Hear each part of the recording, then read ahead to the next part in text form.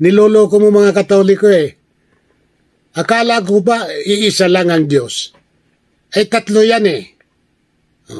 Diyos Ama, Diyos Anak, Diyos Espiritu Santo. Tatlo yan ah. Hindi lang yan ang babaguhin niya sa Katoliko. Hindi ikaliligtas ang pananatili po sa loob ng simbahang Katoliko. Even to destroy the Bible. But the Catholics, they remove the idol wall. 1 plus 1 plus 1, ano naging iisa? Kung ang tanda ng Diyos ay Sabat, ang tanda ng Beast ay Sunday. Yan ang kahulugan nun. Palpak Master.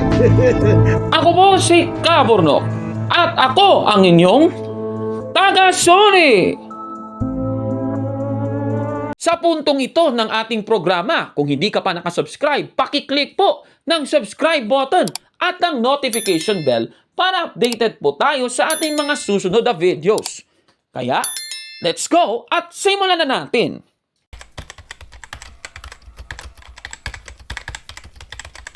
Magandang araw mga kabatid and welcome na naman po sa isang bagong episode ng Taga-Suri. Ayon po sa 12:15 ng Kawikaan, ang akala ng mangmang ay siya lamang ang tama, ngunit handang tumanggap ng payo ang taong may unawa. Paliwanag po dito mga kababayan, yung mga taong may unawa talaga handa pong tumanggap ng katotohanan ng payo. Hindi kagaya ng mangmang, akala kasi nila tama na sila, no? Pero grabe lang talaga kung manira mga kababayan. Ganun talaga. Sa ating episode ngayon ay ito, tatalakayin natin yung isang video na naman. Ito na naman si Cesar Sineta. Ito si Kabornok tayo, pinakikialaman talaga niya, Grabe talaga itong taong ito. Ito ipapakita ko po sa inyo yung video niya, Yung pamagat, hindi matinong doktrina na itinuturo ng mga antikristong Romanista. Ayan, grabe pati si Kabornok nandyan. Pero kung panonoorin yung video, wala naman siyang binanggit tungkol kay Kabornok. Nako itong si Cesar Sineta. Itong video niya na ini-upload noong June 17, 2023, as of recording ay may 444 views. Sabi pa niya sa kanyang description, hindi naunawaan ni Talibong ang itinuturo niya sa kanyang mga miyembro.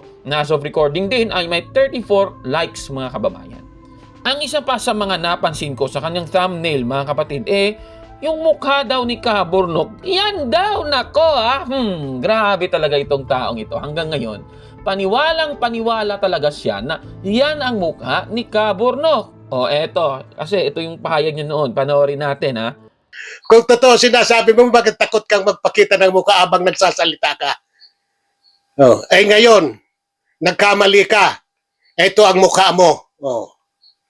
Yan mga kaibigan, si Bornok. Tandaan niyong maigi ang mukhang niyan. Ayan. Hindi po Pilipino yan. Siguro, naiwan lang yan sa Pilipinas. di ba? Grabe naman talaga itong si Cesar Sineta. Talagang halatang antikristong manalista si Cesar Sineta. Dahil hanggang kutya na lang siya para mapalabas lang ang mukha ni Kabornok. Desperado kasi siya mga kababayan. Ngayon, ano na naman ba ang sasabihing paninira ni Cesar Sineta laban sa Iglesia Katolika? Ito, panoorin natin yung video mga kapatid. Bakit? Ano po ba ang opisyal na aral natin? Batay sa Catechism of Catholic Church, tama ba ang mali nilang interpretasyon? Nadami tayong mga Diyos. Ito po ang mabasa natin sa Catechism of the Catholic Church, numero 152. The Church never ceases to proclaim her faith in one only God, Father, Son, and Holy Spirit. In one only God, Father, Son, and Holy Spirit. In one only God, Father, Son, and Holy Spirit. So ano daw? Napakalinaw ang opisyal na aral. Ang ating pananampalatayang Katoliko, we worship one God. Niloloko mo mga Katoliko eh. Akala ko ba iisa lang ang Diyos? Ay tatlo yan eh.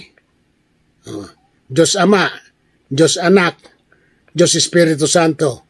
Tatlo yan Akala ko ba ang sinasamba nyo iisa talagang Diyos? Hindi yan isa, tatlo yan eh. Ito talibong para makita mong tatlo yan. Ang Ama, Diyos. Isa ha. Ang Anak, Diyos. Ang Espiritu Santo, Diyos. Tatlo, di ba?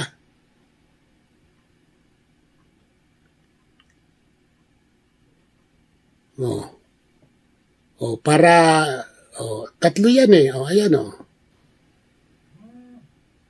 Marami nga, di ba? The church never ceases to proclaim her faith in one only God, Father, Son, and Holy Spirit. In one only God, Father, Son, and Holy Spirit. In one only God, Father, Son, and Holy Spirit. Aba, grabe naman yan ayon kay Cesar Sineta, tatlo daw ang sinasambang Diyos ng mga Katoliko. Grabe.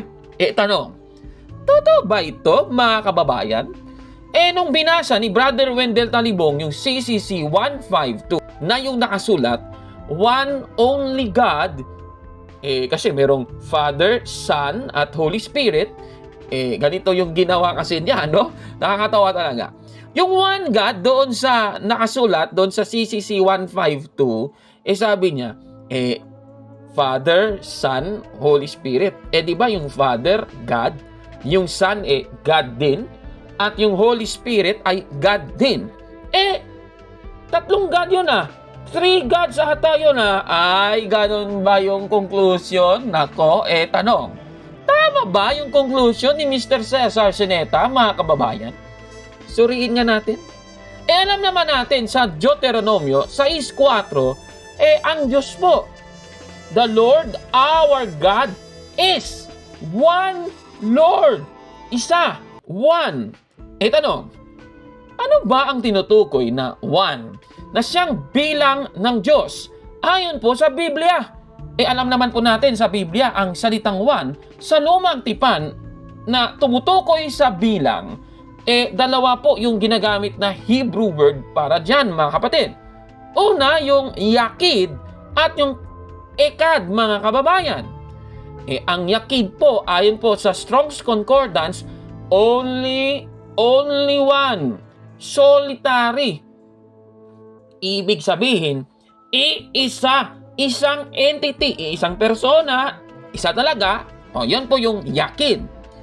So, dahil alam naman natin ang mga taga-iglesia ni Cristo ni Manalo ay naniniwala na ang Diyos Ama lamang ang Diyos, mga kapatid, dapat po, yung one doon sa Deuteronomio 6:4, yung Hebrew word na ginamit, dapat po ay yakid. Ganun po yun, mga kapatid, ano? Pangalawa naman, itong Hebrew word na ekad, ano ba ito? Ekad means one, at ano ba yung one? Ayon po sa aklat na Number in Scripture, its supernatural design and spiritual significance ni Ethelbert Bullinger. Ito po, babasahin po natin yung 1895 edition. Sa page 57, ganito po ang ating mababasa. Ililiwat ko na po sa Tagalog, ganito po ang sinasabi. Ngunit ginagamit ang ekad dahil hindi ito nangangahulugan ng ganap na pagkakaisa. Ngunit isang tambalang pagkakaisa, laging isa sa iba, nabubuo sa isa. Klaro-klaro, compound unity. Ibig sabihin, yung isa na yon, baka may napapaloob po sa loob niyan, mga kababayan, na isa. Yan po yung tinutukoy ng salitang ekad, mga kababayan. Alam naman natin, sa Iglesia Katolika, naniniwala tayo na 3 persons in one God. Pag ganon, mga kababayan, tama po, swak po yung Hebrew word na ekad sa Deuteronomio 6:4.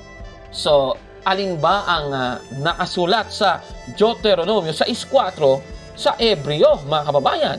Yung yakid ba na tugma doon sa tinataguyod na aral ng Iglesia ni Cristo ni Manalo, o yung ekad na tugma naman sa tinataguyod na aral ng Iglesia Katolika? Susuriin po natin. Ito po, ipapalabas ko po sa inyo Deuteronomio 6:4. At tama nga mga kababayan, ikad po ang Hebrew word na ginamit para sa salitang one mga kababayan. Kaya makatwiran na tama po ang Katoliko at huwad ang Diyos ng mga taga-iglesia ni Kristo ni Manalo mga kababayan. At ito kasi yung kanyang ginawa, mali din ito mga kababayan. Bakit mali? Na 3 gods. Kasi yung binilang ni Cesar Sinieta ay yung person.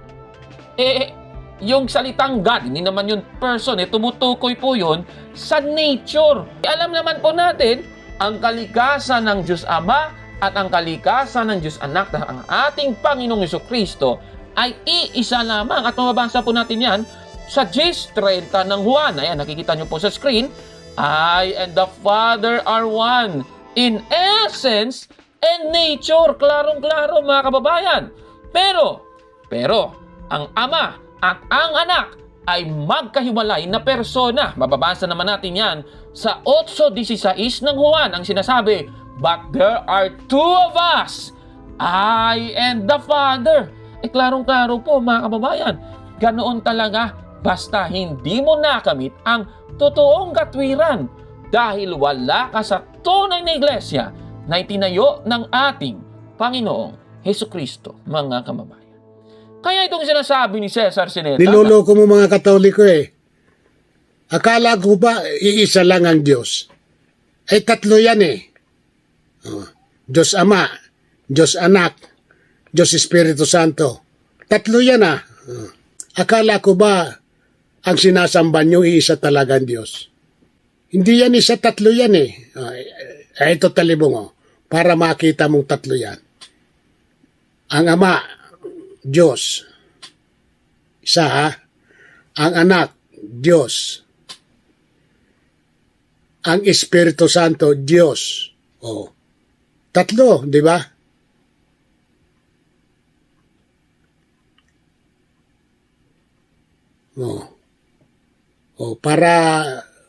Tatlo yan ayan Marami nga, di ba? lugmok na naman sa kapalpakan kaya? Busted yan! Mali yan! Nako, palpak yan mga kababayan. Kaya tamang ang sabi ng Biblia, ang akala ng mangmang ay siya lamang ang tama mga kababayan. Ano masasabi niyo sa ating episode ngayon? Comment down below mga kapatid. At kung like mo ang video na ito, paki-smash ng like button at mag-subscribe sa ating YouTube channel. Taga-sorry! Kaya, huwag maniwala sa sabi-sabi. Check muna kung fact nga talaga. Hanggang sa susunod na episode. Ako po si Kabordog at ako ang inyong taga-sorry! I am Catholic. I am